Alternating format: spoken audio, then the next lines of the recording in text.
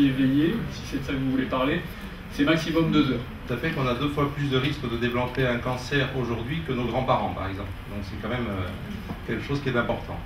Et ceci en tenant compte du fait que la population vieillit, qu'on a plus de dépistage. Donc c'est vraiment une augmentation réelle d'incidence et de fréquence des cancers. Cette augmentation a même été constatée chez l'enfant, elle est un petit peu moins importante, mais quand même. Et que globalement, ils sont plus agressifs qu'il y a 1 ou 2 générations. Avant, on disait un cancer de la personne âgée est moins évolutif, et en fait, maintenant, c'est faux. Alors, tous ces constats amènent à se poser une question, quelle est la cause de cette augmentation de fréquence, gravité, etc. Et donc, je vais vous parler de 4 chapitres, on va dire. D'abord, la notion de terrain en cancérologie. Ensuite, l'importance de l'inflammation en cancérologie et le lien avec l'alimentation. L'importance des intolérances alimentaires par rapport aux maladies chroniques. Et enfin, l'intérêt de la micronutrition, en particulier dans les cancers. La génétique n'est qu'un élément, mais qui est vraiment, on va dire, un peu secondaire. Si on regarde le rapport entre l'environnement et les cancers, on s'aperçoit que là aussi on a un lien évident. Une trentaine d'années déjà, il y avait des épidémiologistes américains qui avaient étudié les facteurs de risque de cancer. Alors c'est vrai que les facteurs héréditaires, donc ils sont aux alentours de 15%, c'est pas négligeable, mais on s'aperçoit que bon, le tabac c'est à peu près 1/3, et l'alimentation c'est également environ 1/3. Donc il s'est aperçu qu'en quelques années, le nombre de publications, le lien surprenant entre l'inflammation, les crises cardiaques, le cancer, la maladie d'Alzheimer et d'autres maladies.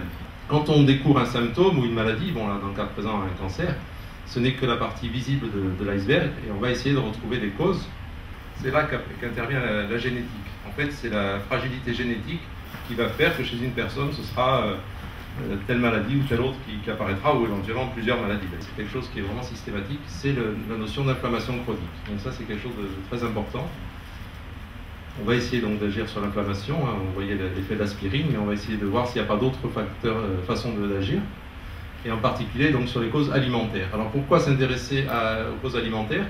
Parce qu'en fait l'intestin est vraiment la principale frontière entre l'environnement et notre milieu intérieur. Il y a une surface d'échange d'environ 600 m² au niveau de la barrière intestinale, contre environ 70 m² pour la muqueuse respiratoire, 2 m² pour la peau. Donc on peut penser que c'est vraiment déjà une zone d'échange majeure. Et la deuxième raison, c'est que le contenu intestinal est extrêmement riche en molécules extrêmement diverses. Un petit détour technique pour parler de la notion d'index glycémique. En fait, c'est un index qui est compris entre 0 et 100, 100 étant l'absorption du glucose, qui est le sucre le plus pur, on va dire. Et on va mesurer la vitesse à laquelle ces sucres sont absorbés. On a en bas le taux de glucose au repos, qui est de 1 g par litre. Un sucre rapide et une courbe orangée de glucose. Quelques exemples, donc ça c'est tiré d'un tableau qu'on peut trouver par exemple sur le site de Montignac, le fameux régime Montignac, qui a été un des premiers à s'intéresser à cette notion d'index glycémique. Donc on va s'arrêter quelques minutes sur ce tableau. À gauche, si vous comparez par exemple des farines pour le pain, entre le pain blanc et le pain complet, privilégier les farines complètes ou semi-complètes par rapport aux farines blanches. La bière, c'est carrément au-dessus de 100%, donc c'est vraiment, là on peut dire que l'alcool augmente la vitesse d'absorption des sucres. Important également la cuisson, puisqu'on s'aperçoit que les carottes crues ont un index à 35 et les carottes frites ont presque 2 fois et demi plus d'index glycémique. Donc pour dire que vraiment c'est très important d'avoir en tête cette notion d'assimilation des sucres.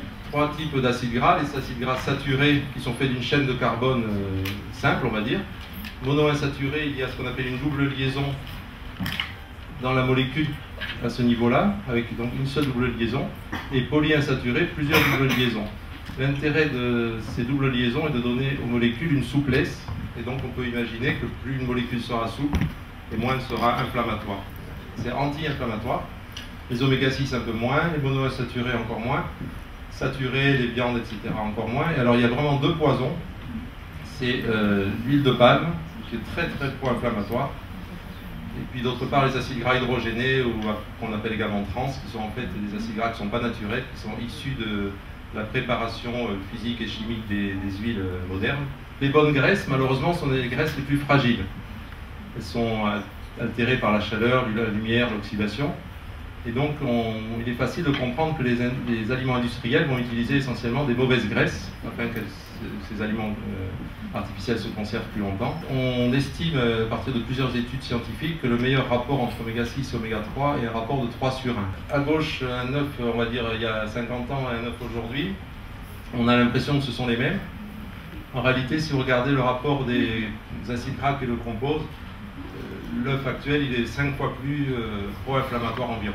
Les apports lipidiques, depuis l'Antiquité, on s'aperçoit que pendant longtemps, ils ont été équilibrés par rapport à nos besoins. Donc ça revient à mettre, en fait, on va dire, du gasoil dans une voiture à essence ou quelque chose comme ça. Donc c'est peut-être pas idéal. L'efficacité des chimiothérapies, donc c'est un produit qui est intéressant. Et d'ailleurs, certains laboratoires commencent à le commercialiser.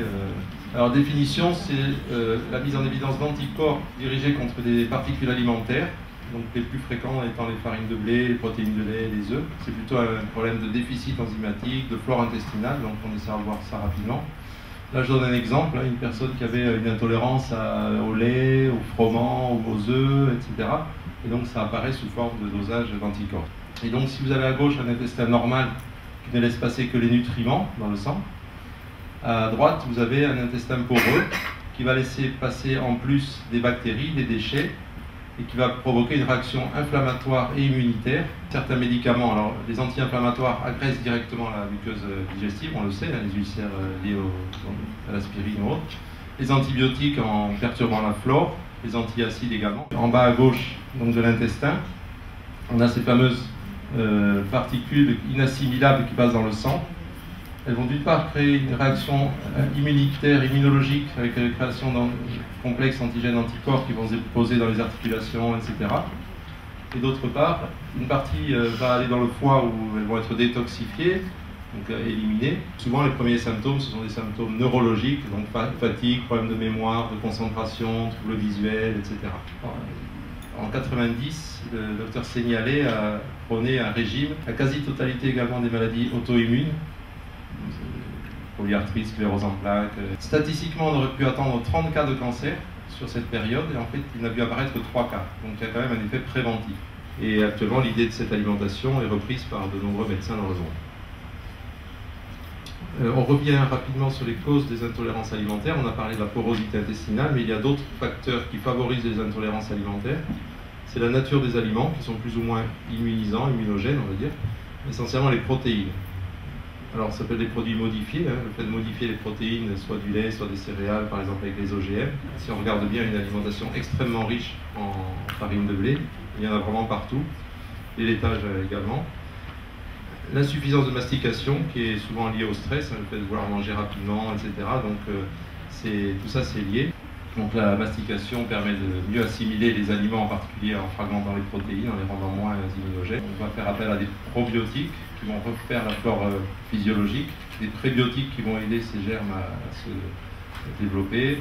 On va rééquilibrer l'équilibre acide-base, refaire la barrière intestinale, les oméga 3 sont importants à ce niveau-là. Il y a quelques avantages aux produits laitiers, le fait que les produits laitiers peuvent contenir des probiotiques, en particulier les yaourts. À dose thérapeutique, donc sous forme de comprimés ou autres, le soja est contre-indiqué en cas de cancer hormonodépendant. Par contre, on a montré qu'à dose alimentaire, physiologique, il a plutôt une action bénéfique. C'est également une approche qui est récente, qui est en plein essor sur un tas de domaines de spécialité médicale. Et donc en principaux axes, on va trouver les carences, le stress oxydant, le juste équilibre, c'est le yin et le yang, c'est tout ce que vous voulez. Et la plante, c'est pour vous montrer que si vous ne donnez pas assez d'eau à une plante, elle meurt, mais que si vous lui mettez trop d'eau, elle meurt aussi. Et que personnellement, moi je ne connais pas de substance où la carence ne soit pas préjudiciable, mais où l'excès également ne soit pas préjudiciable. Carence en antioxydants, bien sûr. Le sport intensif peut être un facteur de stress oxydant. Et on peut pratiquement, grâce à ça, se faire soi-même une propre polychimiothérapie illimitée dans le temps, et possible et facile. Souvent, elle ne coûte pas plus cher. Et d'autre part, c'est efficace à la fois en prévention, en préventif et en curatif. Donc juste 4 règles très simples. Varier son alimentation, ça c'est fondamental. Mastiquer bien. Éviter les aliments industriels qui sont donc souvent des poisons. Et éviter la cuisson excessive. Avec ça, on améliore considérablement la qualité de son alimentation. Et en conclusion encore, je voudrais juste dire un mot sur la notion de terrain. Je voulais vous parler du travail du docteur Rougier, avec qui je travaille depuis 1 an. Et lui, il propose en fait une approche en 5 points sur ce fameux terrain. L'alimentation n'est qu'un seul des 5 piliers. Donc vous voyez qu'il y a encore un potentiel énorme grâce aux 4 autres leviers. Je vous remercie. Je suis venue tout simplement parce que moi, c'est mon papa qui m'a appris à manger sans engrais. Je suis née en 1951. À l'époque, on ne disait pas manger bio, mais on disait manger sans engrais. J'ai 60 ans, je me porte comme un charme. Mes enfants sont des bébés bio, mes petits-enfants aussi. Et alors, si j'ai un conseil à vous donner, c'est ce que je disais à mes filles quand elles n'aimaient pas forcément un produit bio, parce que les produits que les petites copines achetaient dans les magasins, ça avait plus de goût, mais c'était chimique. Et à chaque fois, je disais à mes filles, c'est comme une voiture, ça dépend de ce qu'on met dans le tuyau. La voiture, elle marche bien ou elle marche mal. Tout ce que tout le monde prend, en fait. Hein, les croissants, les chocolats. Enfin, moi aussi, je suis de 51 et je peux vous dire qu'un croissant ou un pain au chocolat n'a plus du tout la même allure que ce qu'on avait pu connaître il y a 30-40 ans. Et je sais que j'ai lu aussi beaucoup de choses sur les graisses hydrogénées. Alors, elles ont été interdites aux États-Unis. On en parle en Europe. C'est vrai que là aussi on a un peu de retard, mais c'est un des éléments importants, donc ces graisses qui sont artificielles on va dire. Mais après l'huile de palme par exemple c'est un autre problème gigantesque, lui il n'est pas interdit et pourtant il est au moins aussi toxique, sans parler des conséquences écologiques, donc c'est vraiment